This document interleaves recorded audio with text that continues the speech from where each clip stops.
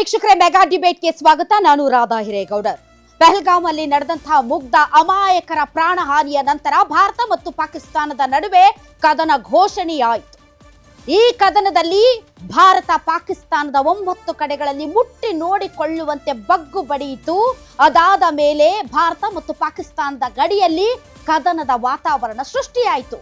ಈ ಸಂದರ್ಭದಲ್ಲಿ ಇಡೀ ಭಾರತ ಒಂದಾಯಿತು. ಪ್ರಧಾನಿ ಮೋದಿ ಅವರು ತೆಗೆದುಕೊಳ್ಳುವಂತಹ ತೀರ್ಮಾನಕ್ಕೆ ನಾವು ಬದ್ಧರಾಗಿರ್ತೀವಿ.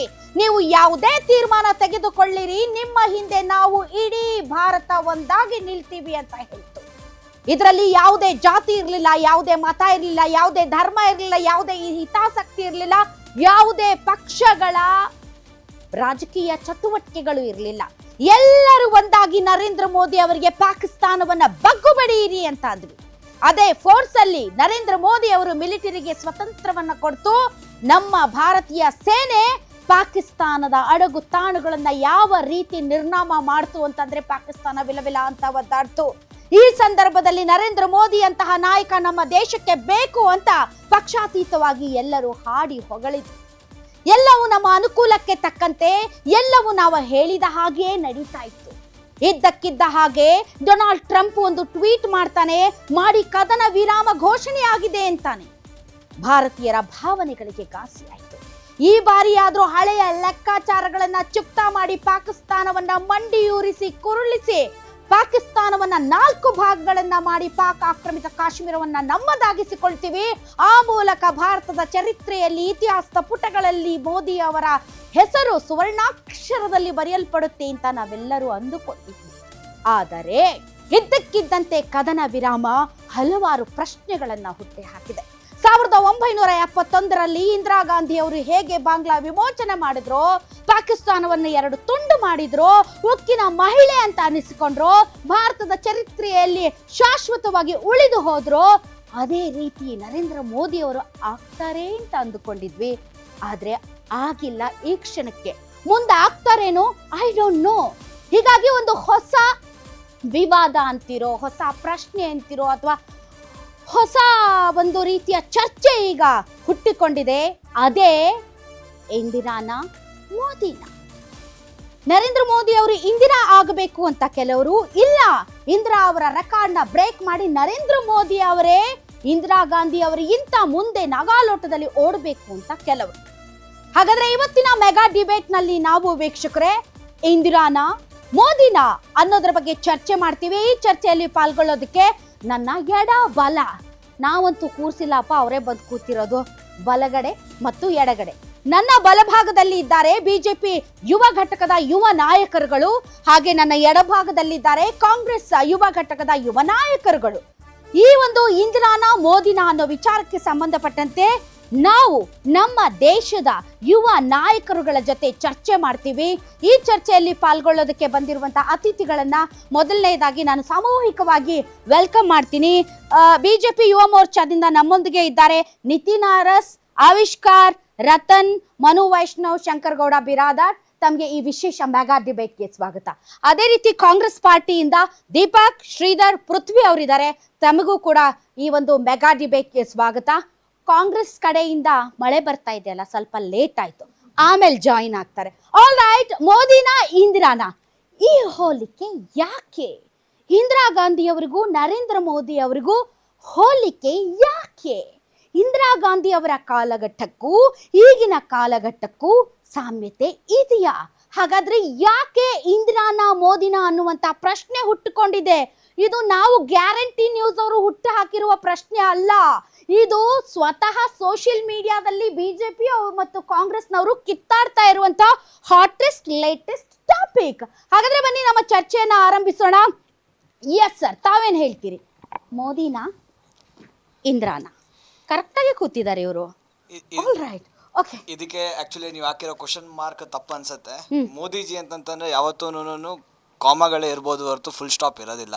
ಇವಾಗ ನೀವು ನೋಡ್ಬೋದು ಆಪರೇಷನ್ ಸಿಂಧೂರ್ ಅನ್ನೋದು, ಅದು ಜಸ್ಟ್ ಒಂದು ಪೋಸ್ಟ್ ತಗೊಂಡಿದೆ ಹೊರತು ಅಂದ್ರೆ ಕ್ವಶನ್ ಮಾರ್ಕ್ ಅಂದ್ರೆ there is no comparison between two. Yes yes, ಅದೇ ಅದೇ ಅಂದ್ರೆ ಉತ್ತರ ಇನ್ನು ಬರಬೇಕಾಗಿದೆ. ಫುಲ್ ಸ್ಟಾಪ್ ಅಲ್ಲ, ಅಲ್ಪ ವಿರಾಮನೂ ಅಲ್ಲ. ಇವಾಗ ಏನಾಗಿದೆ ಇದು ಮೇನ್ ಅಂತಂದ್ರೆ ಆಪರೇಷನ್ ಸಿಂಧೂರು ಇವತ್ತಿಗೆ ನಾವು ಜಸ್ಟ್ ಇಟ್ಸ್ ಅ ಕಾಮ, it's not a full stop. ಇವಾಗ ನೆನ್ನೆ ನಾವು ನರೇಂದ್ರ ಮೋದಿಜಿ ಅವ್ರು ಹೇಳಿದಾಗ ನಾವು ಮಾತಾಡ್ತೀವಿ ಅಂತಂದ್ರೆ POK ಬಗ್ಗೆನೇ ನಾವು ಮಾತಾಡ್ತೀವಿ ಅಂತ ಹೇಳ್ತಾ ಇದ್ದಾರೆ. ಬಟ್ ನರೇಂದ್ರ ಮೋದಿಜಿ ಅವರು ಮಾಡೋ ಅಂತ ಸ್ಟೈಲ್ ಬೇರೆದಿರ್ಬೋದು. ಅಂತಂದರೆ ವಾರ್ ಅಂತಂದರೆ ಲಕ್ಷಾಂತರ ಜನ ಸಾಯಲೇಬೇಕು ಅಂತಂತನೂ ಇಲ್ಲ. ಅದನ್ನ ಹೆಂಗೆ ನಾವು ಡಿಪ್ಲೊಮ್ಯಾಟಿಕ್ ಆಗಿ ಸಾಫ್ಟ್ ಪವರ್ ಯೂಸ್ ಮಾಡಿಕೊಂಡು ಹೆಂಗೆ ಮಾಡ್ಬೋದು ಅಂತ ಇವತ್ತು ತೋರಿಸ್ಕೊಟ್ಟಿದ್ದಾರೆ. ಇವಾಗ ನಾವು ಮಾಡಿದ ಆಪರೇಷನ್ ಸಿಂಧೂರಿಂದ ನಮಗೆ ಇಂಡಿಯಾಗೆ ತುಂಬಾ ಅಡ್ವಾಂಟೇಜ್ ಆಗಿದೆ, ಮಿಲಿಟ್ರಿ ಅಡ್ವಾಂಟೇಜ್ ಆಗಿದೆ. ನಮ್ಮದು ಸೈಂಟಿಫಿಕ್ ಟೆಕ್ನಾಲಜಿ ಮುಂಚೆಕ್ಕಿಂತ ಹೆಂಗೆ ಇವತ್ತಿನ ದಿವಸ ನಮ್ಮದು ಏರ್ ಡಿಫೆನ್ಸ್ ಎಷ್ಟು ಡೆವಲಪ್ ಆಗಿದೆ ಅಂತಂದ್ಬಿಟ್ಟು ನಾವು ವಿಶ್ವಕ್ಕೆ ತೋರಿಸ್ಕೊಟ್ಟಿದ್ದೀವಿ.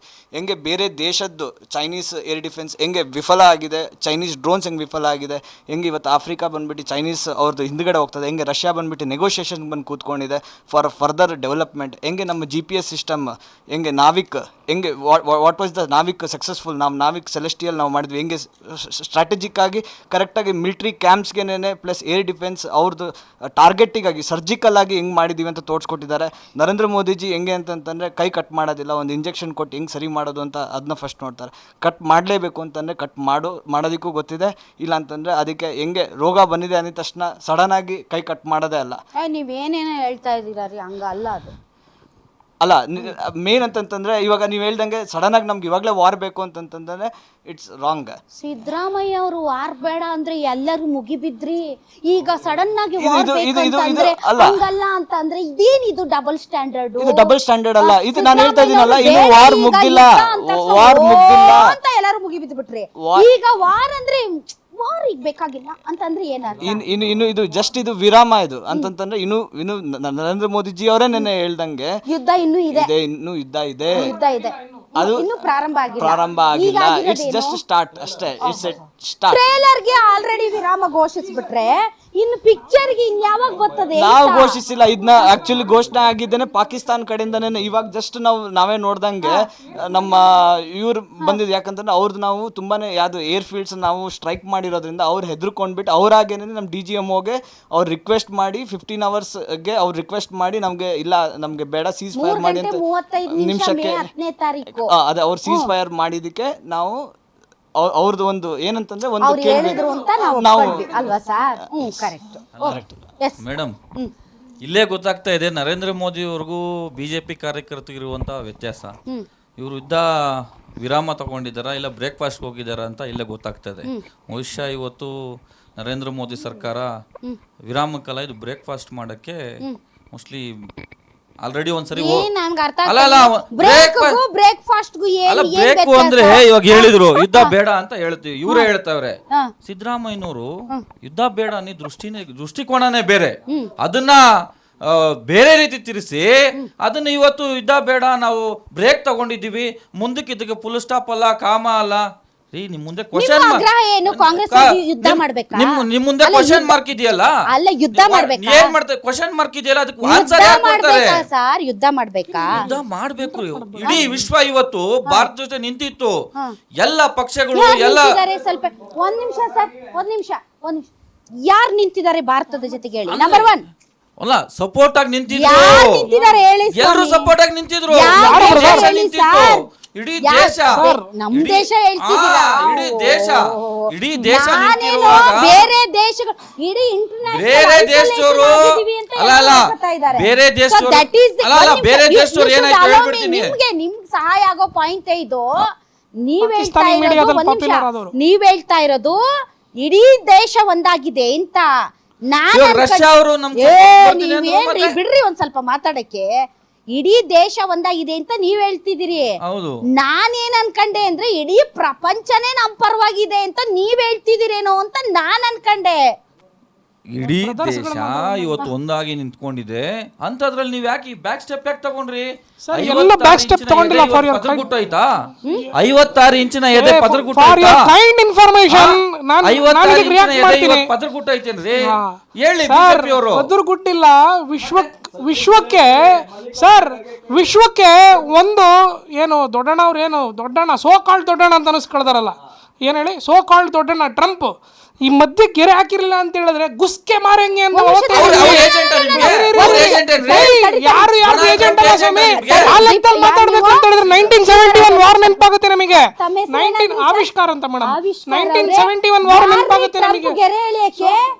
ಏನು ನಮ್ಗೇನು ಹೆಣ್ ಕಟ್ಟಿರೋ ಮಾವನ ಇಲ್ಲ ನಮ್ ಚಿಕ್ಕಪ್ಪನ ನಮ್ ದೊಡ್ಡಪ್ಪನ ಅವ್ನು ಹೇಳ್ದಿರೋ ದಾಟ್ಬಾರ್ದು ಅನ್ನೋದಕ್ಕೆ ಅವನೇನ್ ದೊಡ್ಡ ಲಾಡ್ ಸಾಬ. ನಿಜ ಅದು ನಾವು ಮಾತು ಗೆರೆಗೆ ಗೆರೆ ಏನೇ ಕೇಳಿದ್ರು ಮೇಡಮ್ ಬಂದು ನಮ್ ಕಾಲ ಹತ್ರ ಬಿದ್ರಲ್ಲ ಮೇಡಮ್ ಪಾಕಿಸ್ತಾನದವರು. 20 ಜನ ಸಿವಿಲಿಯನ್ ಸತ್ತೋಗಿರೋದು ಇಂಡಿಯಾದವರು. 25 ಜನ ಸಿವಿಲಿಯನ್ ಸತ್ತೋಗಿರೋದು ಇಂಡಿಯಾದವರು, ಅಮೆರಿಕದವರಲ್ಲ. 25 ಸಿವಿಲಿಯನ್ಸ್ ಸತ್ತೋಗಿರೋದು ಇಂಡಿಯಾದವರು. ಈಗ ಒಂದ್ ಪಾಯಿಂಟ್ ಅರ್ಥ ಆಯ್ತಾ? ಅವ್ರು ಗೆರೆ ಹೇಳಿದ್ರು ಅಂತ ಹೇಳ್ಬಿಟ್ಟು ನೀವು ಒಂದ್ ನಿಮಿಷ ಆವಿಷ್ಕಾರ ಅವ್ರೆ ನಂಗೆ ಒಂದ್ ನಿಮಿಷ ಅವ್ರಿಗೆ ಕೊಡಿ. ನೀವೇನಂದ್ರಿ ನರೇಂದ್ರ ಮೋದಿ ಅವರು ಒಂದು ಗೆರೆ ಹಾಕಿದ್ರು, ಸಾರಿ ಟ್ರಂಪ್ ಅವರು ಒಂದು ಗೆರೆ ಹೇಳಿದ್ರು ಸೊಕಾಲ್ಡ್ ದೊಡ್ಡಣ್ಣ. ಹೌದು, ಆ ಗೆರೆ ಹಾಕಿರ್ಲಿಲ್ಲ ಅಂತಂದ್ರೆ ನರೇಂದ್ರ ಮೋದಿ ಅವರು ದಾಟ್ತಾ ಇದ್ರು. ಗೆರೆ ಹಾಕಿದ್ರಿಂದ ಅವ್ರು ದಾಟಕ್ ಆಗಿಲ್ಲ ಅಂದ್ರೆ ನರೇಂದ್ರ ಮೋದಿ ಅವರು ಆ ಗೆರೆಗೆ ಎದುರಿದ್ರ? ಖಂಡಿತವಾಗ್ಲೂ ಎದುರ್ಲಿಲ್ಲ. ಖಂಡಿತವಾಗ್ಲೂ ನಾನು ಸ್ಪಷ್ಟಪಡಿಸ್ತೀನಿ. ಆಗ್ಲೇ ಸುಮಾರು ಗಂಟೆಗಳ ಆಪರೇಷನ್ಸ್ ಗಳು ಅವ್ರ ಮೇಲೆ ನಡೆದಿತ್ತು, ಸರಿನಾ? ಇನ್ನು ಯುದ್ಧವೇ ಘೋಷಣೆ ಆಗಿರ್ಲಿಲ್ಲ, ಆಗ್ಲೇ ಕದನ ವಿರಾಮಕ್ಕೆ ಬಂದು ನಮ್ಮ ಹತ್ರ ಮಂಡಿ ಊರಿದ್ರು. ಏನ್ ಹೇಳಿ? ಸೊ ಇದರಿಂದ ಹೇಳಿ ಆವಿಷ್ಕಾರ ಅವ್ರೆ. ಎಸ್ ಮೇಡಮ್, ಅಲ್ಲ ಅದೇ ನಾನು ಮಾತಾಡ್ತಾ ಇದ್ದೀನಿ ಮೇಡಮ್, ಅದೇ ನಾನು ಮಾತಾಡ್ತಾ ಇದ್ದೀನಿ. ಒಂದು ನಿಮಿಷ, ಟ್ರಂಪ್ಗೆ ಆಸ್ಪದ ಕೊಟ್ವಿ ಅಥವಾ ಟ್ರಂಪ್ ಮಾತಿಗೆ ಆಸ್ಪದ ಕೊಟ್ವಿ ಅಂತಲ್ಲ ಮೇಡಮ್. ಕದನ ವಿರಾಮಕ್ಕೆ ಬಂದ್ರು, ಮತ್ತೆ ಅಂತ ಶತ್ರು ರಾಷ್ಟ್ರ ನಮ್ಮ ದೇಶದ ಹತ್ರ ಬಂದು ಮಂಡಿ ಊರಿ ಏನು ಕದನ ವಿರಾಮಕ್ಕೆ ಕೇಳಿದ್ರು. ನಮ್ಮ ದೇಶ ನರೇಂದ್ರ ಮೋದಿ ಅವ್ರ ಹತ್ರ ಬಂದು ಮಂಡಿ ಊರಿದ್ರ ಅವರು? ನರೇಂದ್ರ ಮೋದಿ ಅವ್ರ ಹತ್ರ ಬಂದವರು ಮಂಡಿ ಊರಿದ್ರ? ಯಾರು? ಪಾಕಿಸ್ತಾನದವರು ನರೇಂದ್ರ ಮೋದಿ ಹತ್ರ ಬಂದು ಮಂಡಿ ಫೋನ್ ಮಾಡಿದ್ರು. ಡಿಜಿಎಂ ಫೋನ್ ಮಾಡಿದ್ರು. ಯಾಕೆ ಟ್ರಂಪ್ ಮಾತು ಯಾಕೆ ಕೇಳಿದ್ರು? ಈಗ ಇವ್ರಂದ್ರು ಸೋಕಾಲ್ಡ್ ದೊಡ್ಡಣ್ಣ ಅಂದ್ರು. ಸೋಕಾಲ್ಡ್ ದೊಡ್ಡಣ್ಣ ಅಂದಿದ್ ಯಾರು? ಇವ್ರದೇ Modi, he is my best friend ಅಂತ ಕರೆಸಿ ಅವ್ರನ್ನ ಟ್ರಂಪ್ನ ಇಲ್ಲೆಲ್ಲ ಪ್ರಚಾರ ಮಾಡಿಸ್ತವ್ರೆ ಅವರು. ಈಗ ಅವ್ರ ಮಾತಿಗೆ ಬೆಲೆ ಕೊಟ್ಟು ಯುದ್ಧ. ಒಂದೇ ನಿಮಿಷ, ಏನು ಅಂದ್ರೆ ಒಂದು ಮಹಾನಾಯಕ ಆದಂತ ಮೋದಿ ಅವ್ರ ಮಾತು ವಿಶ್ವನ ಯಾಕೆ ಕೇಳುತ್ತೋ? ಇಂದಿರಾ ಒಂದ್ ನಿಮಿಷ, ಮೋದಿನ ಇಂದಿರಾನ ಅಂತ ಕ್ವಶನ್ ಮಾರ್ಕ್ ಹಾಕಿರೋದೇ ದೊಡ್ಡ ತಪ್ಪು. ಎಲ್ಲಿಂದ ಎಲ್ಲಿಗೂ ಇಂದಿರಾ ಗಾಂಧಿ ಸಾಧ್ಯನೇ ಇಲ್ಲ. ಸರಿ ಒಂದ್ ನಿಮಿಷ ತಡಿ ಹೇಳಿ ಸರ್. ಮೇಡಮ್, ಈಗ ಮಹಾನಾಯಕರಾದಂಥ ಮೋದಿ ಅವ್ರ ಮಾತು ಇಡೀ ವಿಶ್ವನೇ ಯಾಕೆ ಕೇಳುತ್ತೋ? ದೊಡ್ಡ ಮಟ್ಟದಲ್ಲಿ ಪಾಲನೆ ಮಾಡ್ತಾರೆ ಮೋದಿ ಅವ್ರ ಮಾತು ಎಲ್ಲರ ತಲೆ ಬಗ್ಗೆ ಇಡೀ ವಿಶ್ವನೇ ಕೇಳುತ್ತೆ. ಅದೇ ರೀತಿ ಒಂದು ಇದು ವಿರಾಮ ಕೊಟ್ಟಿರೋದಷ್ಟೇ. ಟ್ರಂಪ್ ಅವ್ರ ಮಾತಿಗೆ ಟ್ರಂಪ್ ಅವ್ರ ಮಾತಿಗೆ ಒಂದು ಗೌರವ ಕೊಟ್ಟು ಇಡೀ ದೇಶ ಒಂದ್ ನಿಮಿಷ ಇರ್ರಿ. ಇಡೀ ದೇಶದ ಭಾವನೆ, ಇಡೀ ದೇಶದ ಜನರ ಹಂಬಲ ಒಂದ್ ಕಡೆ ಆದ್ರೆ ಕೇವಲ ಟ್ರಂಪ್ ಮಾತಿಗೆ ಬೆಲೆ ಕೊಟ್ಟು ದೇಶದ ಭಾವನೆಗಳ ವಿರುದ್ಧವಾಗಿ ಈಜಿದ್ರ ನರೇಂದ್ರ ಮೋದಿ ಅವರು. ಅದನ್ನ ಏನ್ ಗೊತ್ತಾ ಮೇಡಮ್, ಈ ಸಮಯದಲ್ಲಿ ಟ್ರಂಪ್ ಅಮೆರಿಕದ ಅಧ್ಯಕ್ಷರು, ಭಾರತ ಮತ್ತು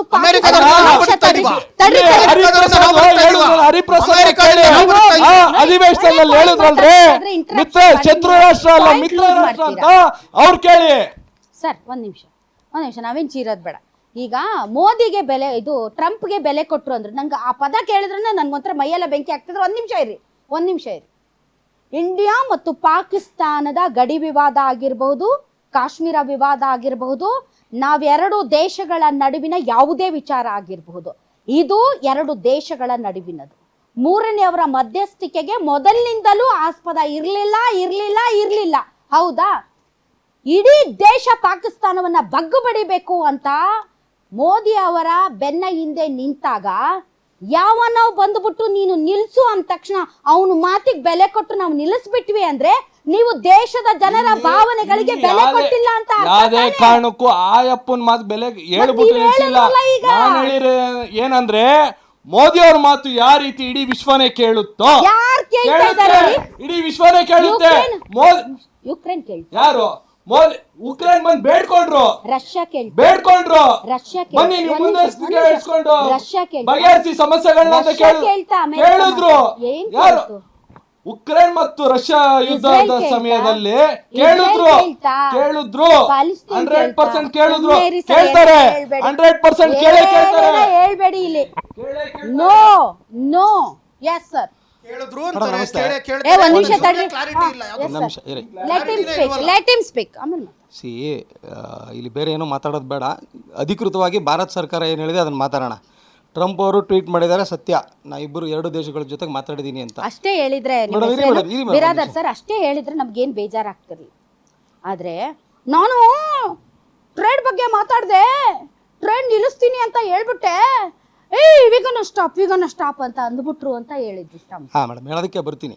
ಏನಂದ್ರೆ ಅದ್ರ ಬಗ್ಗೆ ನರೇಂದ್ರ ಮೋದಿ ಅವರಾದ್ರೂ ಆಗ್ಲಿ, ವಿದೇಶಾಂಗ ಇಲಾಖೆ ಆಗ್ಲಿ, ಅಥವಾ ಬೇರೆ ರಕ್ಷಣಾ ಇಲಾಖೆಯಿಂದ ಯಾರಾದ್ರಾಗ್ಲಿ, ಟ್ರಂಪ್ಗೂ ಇದಕ್ಕೂ ಏನು ಸಂಬಂಧ ಇಲ್ಲ.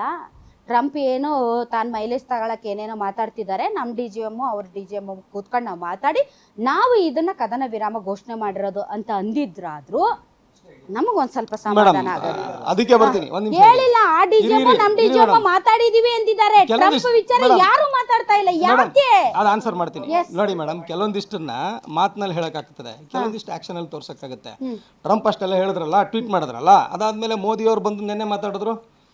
3-4 ಸರ್ತಿ ಇಂಡಿಯನ್ ಆರ್ಮಿ ಬ್ರೀಫ್ ಮಾಡ್ತು, ಆಯ್ತಾ, ನಮ್ಮ ಸೆಕ್ರೆಟರಿಯೇಟ್ಸ್ಗಳೆಲ್ಲ ಬ್ರೀಫ್ ಮಾಡಿದ್ರು. ಎಲ್ಲ ಆದ್ರೂ ನಾವು ಯುದ್ಧ ನಿಲ್ಲಿಸಿದ್ದೀವಿ ಅಂತ ಹೇಳಿಲ್ಲ. ಇನ್ನೂ ಯುದ್ಧ ಬಾಕಿ ಇದೆ. ನಾವು ಆರ್ಮಿಗೆ ಹೇಳಿಲ್ಲ ಸೀಸ್ ಫೈರ್ ಆಗಿದೆ ಅಂಥೇಳಿ. ಇವತ್ತಿಗೂ ನಮ್ಮ ಪರ್ಸನಲ್ಸ್ ಆ್ಯಕ್ಟಿವ್ ಆಗಿ ಬಾರ್ಡ್ರಲ್ಲಿ ಇದ್ದಾರೆ ಅಂತ ಹೇಳಿದ್ದು ಫಸ್ಟ್ ಆನ್ಸರ್. ಅದಕ್ಕೆ ಕ್ಲಿಯರು. ಎರಡನೇ ವಿಚಾರ, ನಮ್ಮ ಸ್ನೇಹಿತರು ಹೇಳಿದಾಗ ಅವಾಗಲೇ ಇಂದಿರಾ ಗಾಂಧಿನೂ ಮೋದಿ ಅವರು ಸಮಾಧಾನ ಇದೆಯಾ ಸರ್? ಒಂದು ಸೆಕೆಂಡ್ ಮೇಡಮ್, ನಿಮಗೆ ಸಮಾಧಾನ ಇದೆ ಮೇಡಮ್.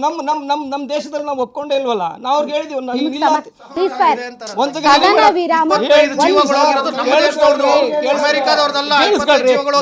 ಸೆಕೆಂಡ್ ಇರಿ, ಹೇಳ್ತೀನಿ. ನಮ್ಮ ದೇಶದವರು ಅವ್ರು ನಿಲ್ಸಿದ ಮೇಲೂ ನಾವು ವಾರ್ ಕಂಟಿನ್ಯೂ ಮಾಡ್ತೀವಿ ಅಂದ್ರೆ ಏನ್ ಮೀನಿಂಗು? ಕಂಟಿನ್ಯೂ ಮಾಡಿದೀರಾ? ಕೇಳ್ರಿ, ನೀವ್ ಹೇಳಿದ್ದೆಲ್ಲ ಸತ್ಯ ಅಲ್ಲ. ಇಲ್ಲಿ ನೀವೇನ್ ಸರಿ ಸತ್ಯ ಹರಿಶ್ಚಂದ್ರ ಮಕ್ಕಳಲ್ಲ, ಕೂತ್ಕೊಳ್ರಿ, ಹೇಳ್ಕೋಬೇಕು. ಬೇರೆ ಮಾತು ಮಾತಾಡ್ಬೇಕ್ರಿ. ಒಂದ್ ನಿಮಿಷ ಇರಿ ಮೇಡಮ್, ನಾನು ಮಾತಾಡ್ಬೇಕು. ಸಿದ್ದರಾಮಯ್ಯ ಏನ್ ಹೇಳಿದ್ರು? ನಾನು ಮಾತಾಡ್ಬೇಕು ಮೇಡಮ್, ಹೇಳ್ತೀನಿ ಕೇಳಿ. ಒಂದ್ ನಿಮಿಷ ಯುದ್ಧ ಒಂದೇ ಪರಿಹಾರ ಅಲ್ಲ ಅಂದ್ರು ಅವತ್ತು ಸಿದ್ದರಾಮಯ್ಯ ಮೇಡಮ್. ಇವತ್ತು ಬರೇ ಭಾಷಣ.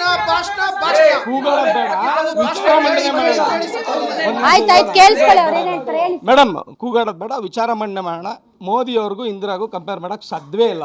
ಯಾಕಂದ್ರೆ ಈ ದೇಶದಲ್ಲಿ ಸಂವಿಧಾನವನ್ನ ಅಮಾನತಿರುವಂತಹ ಒಂದು ಈ ಡಾಕ್ಟರ್ ಬಾಬಾ ಸಾಹೇಬ್ ಅಂಬೇಡ್ಕರ್ ಬರೆದಿರುವಂತಹ ಸಂವಿಧಾನವನ್ನ ಅಮಾನತಿನಲ್ಲಿಟ್ಟಿದ್ದು ಆ ಹೆಣ್ಮಗಳು.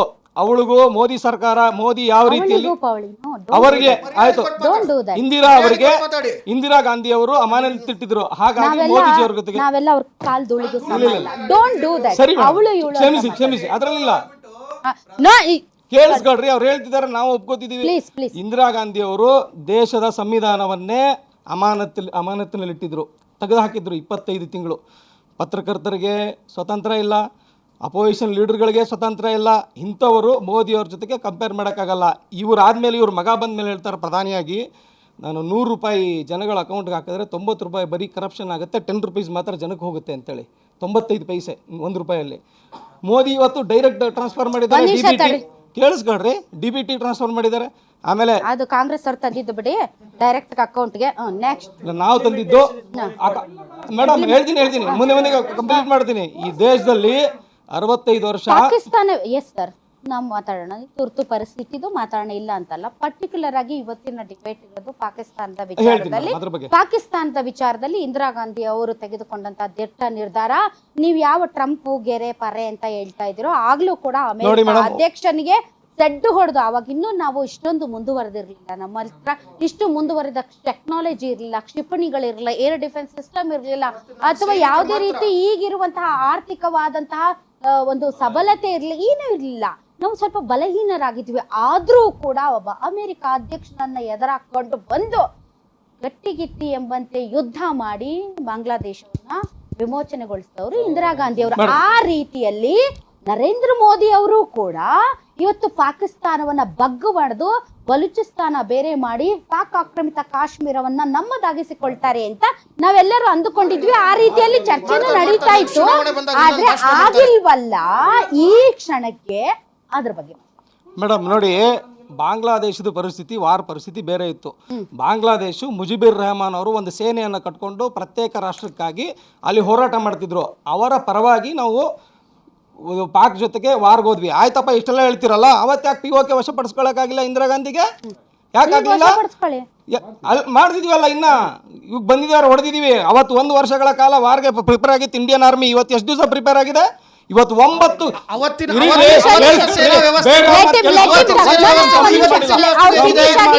ಕಂಪ್ಲೀಟ್ ಮಾಡಿಲ್ಲ. ನೀವು ಕೇಳ್ಕೋಬೇಕು. ಇಡೀ ಜಗತ್ತಿನಲ್ಲಿ ಪ್ರಥಮ ಬಾರಿಗೆ ಒಂದು ನ್ಯೂಕ್ಲಿಯರ್ ನೇಷನ್ ನ 9 ಏರ್ ಬೇಸ್ ಗಳನ್ನ ಒಳವಕ್ಕು ಹೊಡೆದಿದ್ದು ಇಂಡಿಯಾ ಮಾತ್ರ. ಇಲ್ಲಿವರೆಗೆ ನಾವು ಹಿಂದೆನೋ ನಾವು 2 ದಾಳಿ ಮಾಡಿದ್ವಿ, ಒಂದು ಏರ್ ಸ್ಟ್ರೈಕ್, ಒಂದು ಟೆರರಿಸ್ಟ್ ಕ್ಯಾಂಪ್ ಮೇಲೆ ಅಟ್ಯಾಕ್ ಮಾಡಿದ್ವಿ. ಆ 2 ದಾಳಿಗಳು POK ಮೇಲಾಗಿತ್ತು. ಪಾಕಿಸ್ತಾನದ ಹೃದಯ ಭಾಗಕ್ಕೆ ಯಾರು ಹೊಡೆದ್ರೆ ಈ ಜಗತ್ತಿನಲ್ಲಿ ಇಲ್ಲಿವರೆಗೂ ಭಾರತದ ಪ್ರಧಾನಮಂತ್ರಿಗಳು ಯಾರು ಹೊಡೆದು ಅಂದ್ರೆ ಮೊದಲು ಕಂಪ್ಲೀಟ್ ಮಾಡೋಕ್ ಬಿಡಿ. ಒಂದು ಸೆಕೆಂಡ್ ಕೇಳ್ತೀನಿ ರೀ. ಇವತ್ತಿಗೆ ನೋಡಿ, ಅನ್ಕನ್ಫರ್ಮ್ ಸೋರ್ಸಸ್ ಬರ್ತಿದೆ, ಅಲ್ಲಿರುವ ನ್ಯೂಕ್ಲಿಯರ್ ಸೈಟ್ನ ಇಂಡಿಯನ್ ಆರ್ಮಿ ಹೊಡೆದೆ ಕಿರಾನ ಹಿಲ್ಸಲ್ಲಿ. ಇವತ್ತು US ಇಂಟರ್ವ್ಯೂನ್ ಆಗೋಕ್ಕೆ ಮೇನ್ ಕಾರಣ ಅಂತ ಕೆಲವೊಂದಿಷ್ಟು ಅನ್ಕನ್ಫರ್ಮ್ ಸೋರ್ಸಸ್ ಹೇಳ್ತಿದೆ. ಅದನ್ನು ಇಲ್ಲಿ ಕನ್ಫರ್ಮ್ ಮಾಡೋಕ್ಕೋಗಲ್ಲ. ಯಾಕಂದ್ರೆ ನಾನು BJP ವಕ್ತಾರನಾಗಿ ಇಲ್ಲಿ ಬಂದಿದ್ದೀನಿ, ಅದನ್ನು ಕನ್ಫರ್ಮ್ ಮಾಡೋಕ್ಕೋಗಲ್ಲ.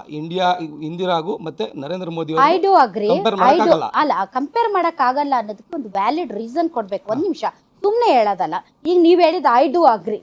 ಪಾಕಿಸ್ತಾನದ ಏನಂದ್ರು, ಪಾಕಿಸ್ತಾನದ ಎದೆ ಮೇಲೆ ಕಾಲಿಟ್ಟಿದೀವಿ ನಾವು ಅಂತ. ಗಡಿಯಲ್ಲಿ ಗುಂಡಿನ ದಾಳಿ ಮಾಡಿಲ್ಲ, ನಾವು ಎದೆ ಮೇಲೆ ಕಾಲಿಟ್ಟಿದೀವಿ. ವಿಕಿರಣ ಸೋರಿಕೆಯ ಬಗ್ಗೆ ಬಹಳಷ್ಟು ಸುದ್ದಿಗಳು ಬರ್ತಾ ಇದಾವೆ.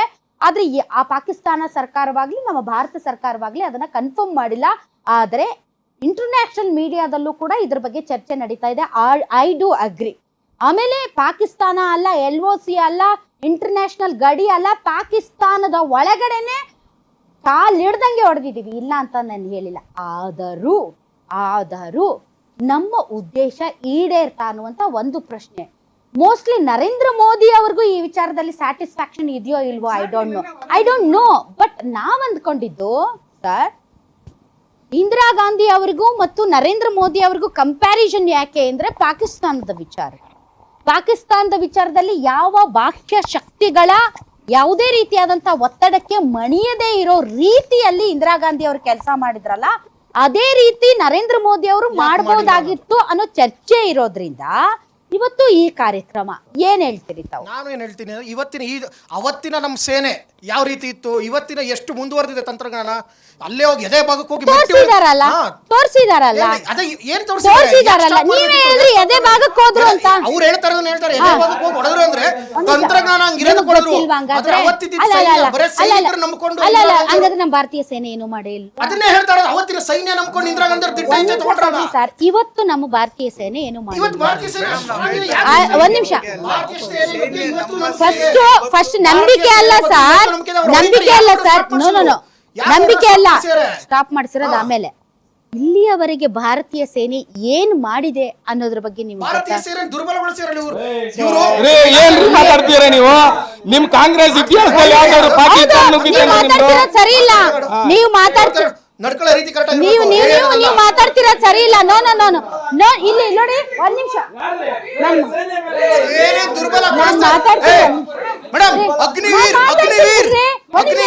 ಆವಿಷ್ಕಾರ ಅವ್ರೆ ಒಂದ್ ಸ್ವಲ್ಪ ಸಮಾಧಾನ ಮಾಡ್ಕೊಳ್ಳಿ.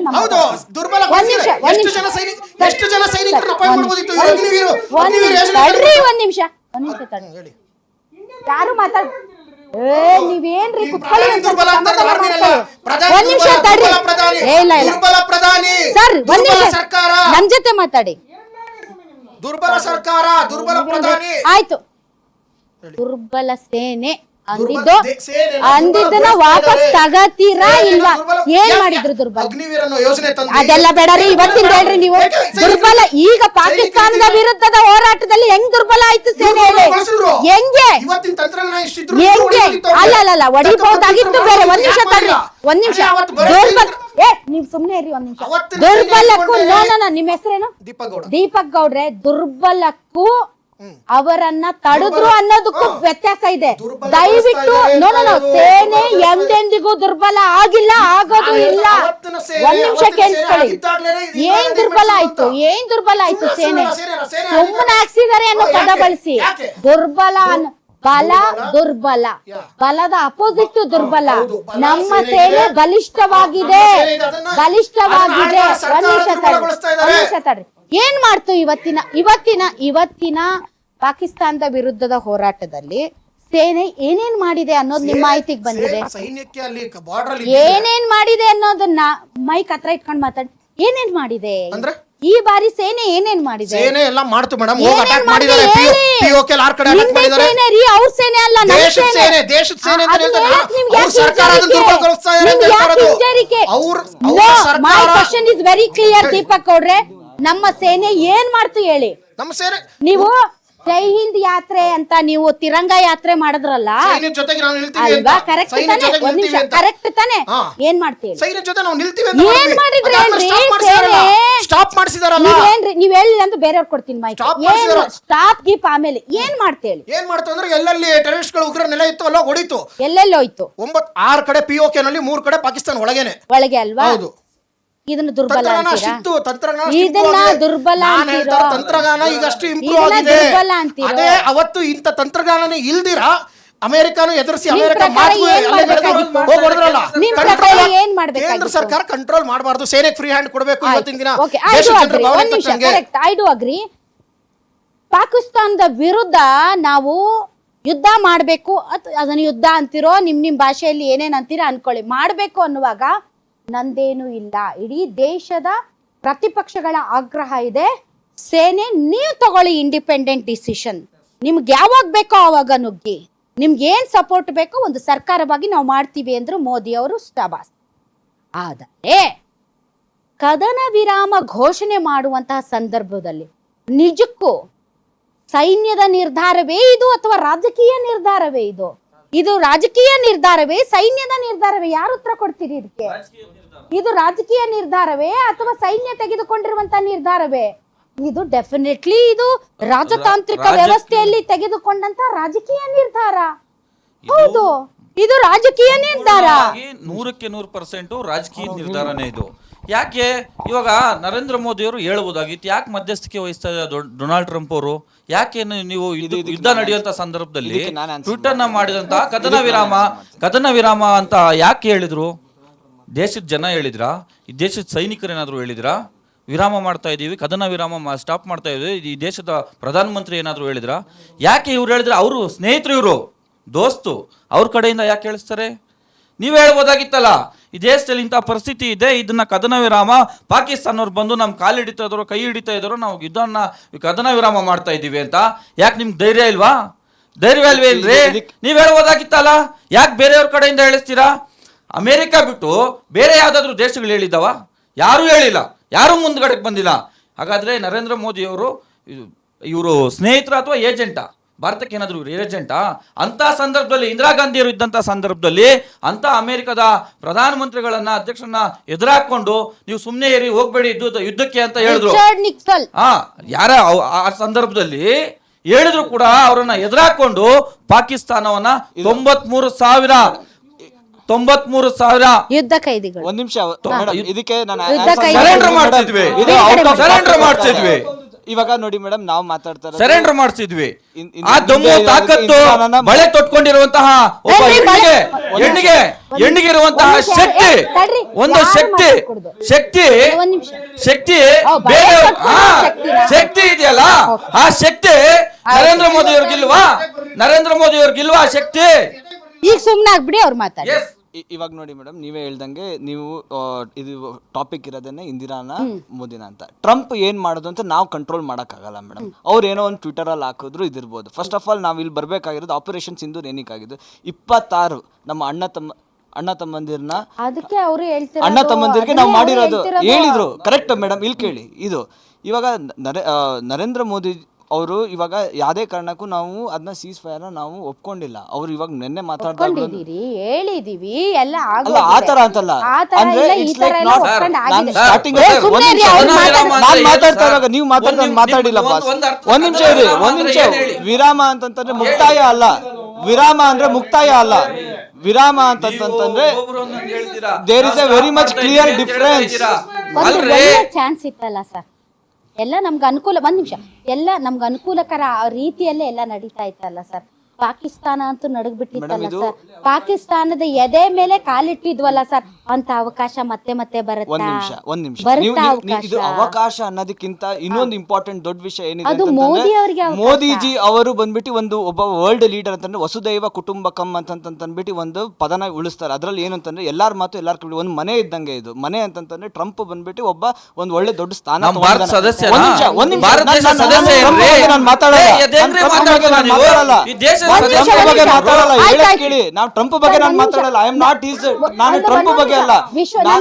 ವಿಶ್ವವೇ ಒಂದು ಕುಟುಂಬ, ವಸುದೈವ ಕುಟುಂಬಕಂ ಅಂತ ಅವ್ರು ಬಂದು ನಮ್ಮ ಮುಗ್ಧರ ಪ್ರಾಣ ತೆಗೆದ್ರು ಕೂಡ ನಾವು ಪಾಕಿಸ್ತಾನ್ಗೆ ನಾವು ತೋರಿಸಿದೀವಿ ನಮ್ಮ ಹೆಂಗಿದೆ defence. It is well prepared for any time, war prepared. ನಾವು ಎನಿ ಟೈಮ್ ಇದೀವಿ ಅಂತ ಅಂದ್ಬಿಟ್ಟು ಎಲ್ಲಿ ನಿಲ್ಸಿಲ್ಲ ಮೇಡಮ್. ಇದು ವಿರಾಮ ಮುಕ್ತಾಯ ಅಲ್ಲ.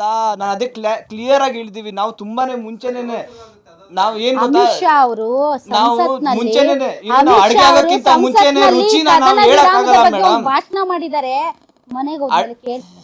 ಏನ್ ಮೇಡಮ್, ಸಾರಿ, ಅಮಿತ್ ಶಾ ಅವರು ಸಂಸತ್ನಲ್ಲಿ ಕದನ ವಿರಾಮದ ಬಗ್ಗೆ ಮಾತಾಡಿದ್ದಾರೆ. ನೀವು ಮನೆಗೆ ಹೋದ್ಮೇಲೆ ಕೇಳಿಸ್ಕೊಳ್ಳಿ, ಇಲ್ಲ ಮೊಬೈಲ್ ತೆಗೆದು ನೋಡಿ. ಕದನ ವಿರಾಮ ಘೋಷಣೆ ಆಗದೆ ಇದ್ದಿದ್ರೆ ಇಷ್ಟೊತ್ತಿಗೆ ಪಾಕಿಸ್ತಾನವನ್ನ ಬಗ್ಗು ಬಡಿತಿದ್ವಿ, ಬಡ್ದೇ ಬಡಿತೀವಿ ಇವತ್ತಿಗೂ. ಅದ್ರ ಬಗ್ಗೆ ಹೇಳಿದ್ದಾರೆ, ಅದ್ರಲ್ಲಿ ಯಾವ್ದೇ ಡೌಟ್ ಇಲ್ಲ, ಮೋದಿ ಆಲ್ಸೋ ಅದ್ರಲ್ಲಿ ಯಾವ್ದೇ ಡೌಟ್ ಇಲ್ಲ ಮೇಡಮ್. ಇನ್ನು ಅದು ಮುಕ್ತಾಯ ಆಗಿಲ್ಲ, ಜಸ್ಟ್ ವಿರಾಮ ಆಗಿದೆ. ನೀವು ಇನ್ನು ಜಸ್ಟ್ ಟೀಸರ್ ಅಷ್ಟೇ. ಹೇಗೆ ಮೋದಿ ಅವರು ಒಬ್ಬ ಉತ್ತಮ ನಾಯಕ ಅನ್ನೋದನ್ನ ಎಕ್ಸ್ಪ್ಲೇನ್ ಮಾಡಿ. ನಾವು ಇವತ್ತು ಇವೆಲ್ಲ ಚರ್ಚೆಗಳನ್ನ ಬದಿಗಿಟ್ಟು ನಾವು ಮಾತಾಡಬೇಕಾಗಿರೋಂಥದ್ದು ಭಯೋತ್ಪಾದನೆ ಬಗ್ಗೆ. ಮಗುನ ಚಿವುಟೋ ಅಂಥದ್ದು ತೊಟ್ಟಲನ್ನ ತೂಗುವಂಥ ಒಂದು ಪರಿಣಿತಿಯನ್ನು ಕಾಂಗ್ರೆಸ್ನವ್ರು ಹೊಂದಿದ್ದಾರೆ. ಇದಕ್ಕೆಲ್ಲ ಭಯೋತ್ಪಾದನೆಗೆ ನೀರು ಇದ್ದವ್ರಂಥವ್ರು ಯಾರು ಅಂತ ನೋಡ್ಬೇಕು.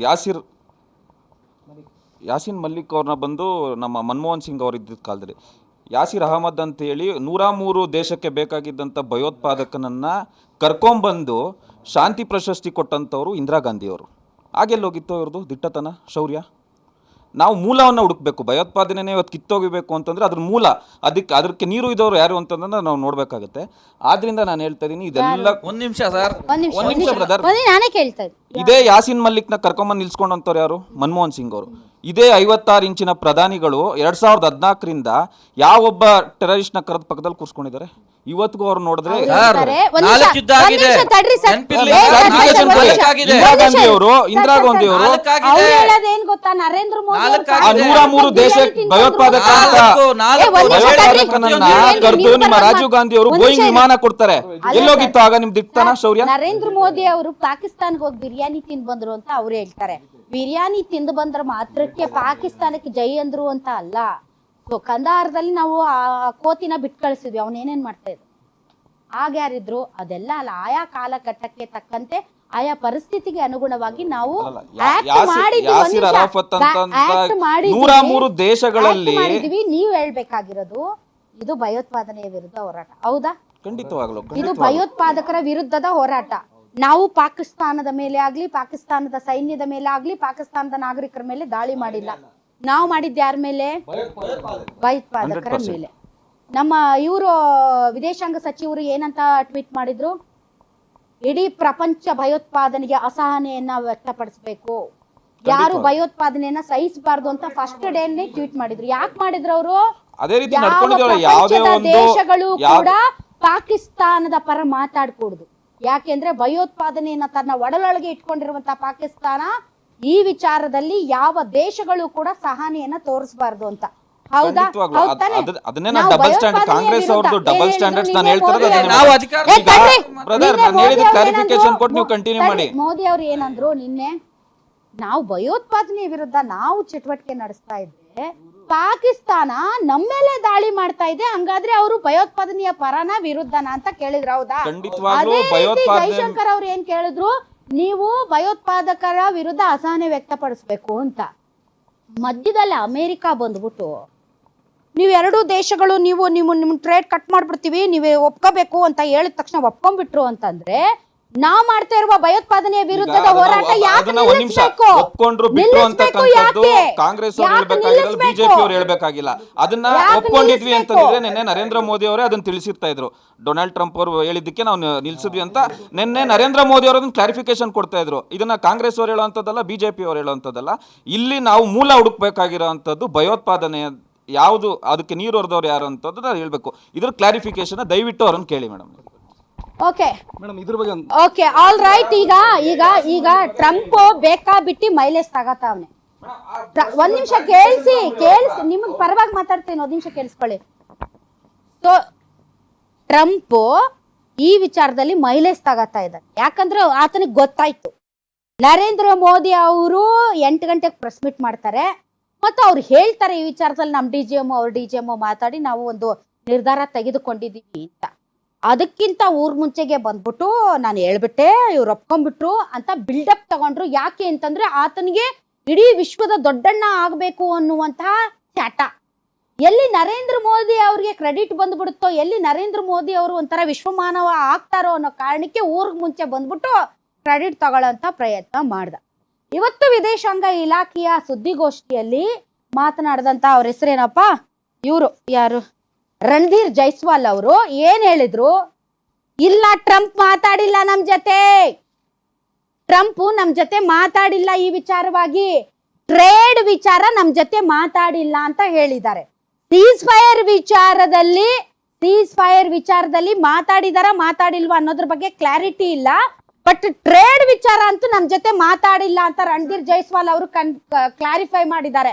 ಇನ್ನೊಂದು ವಿಚಾರ ಕ್ಲಾರಿಫೈ ಮಾಡಿದ್ದಾರೆ, ಕಾಶ್ಮೀರ ವಿಚಾರದಲ್ಲಿ 3ನೇಯವರ ಹಸ್ತಕ್ಷೇಪ ಇಲ್ಲ, ಇದು ನಮ್ಮಿಬ್ಬರದ್ದು ದ್ವಿಪಕ್ಷೀಯ ಮಾತುಕತೆಯನ್ನ ನಡೆಸ್ತೀವಿ. ಕಾಶ್ಮೀರ ಈ ಟ್ರಂಪ್ನ ಹಿಂದೆ ಡೋಲ್ ಬಾರಿಸ್ತಾರಲ್ಲ, ಅವ್ರು ಹೇಳಿದ್ದು ಒಂದು ಇಂಡಿಪೆಂಡೆಂಟ್ ದೇಶದ ಒಳಗಡೆ ಹೋಗಿ ನಾವು ಮಾತಾಡ್ತೀವಿ ಅಂತ, ಅದೆಲ್ಲ ಸುಳ್ಳು.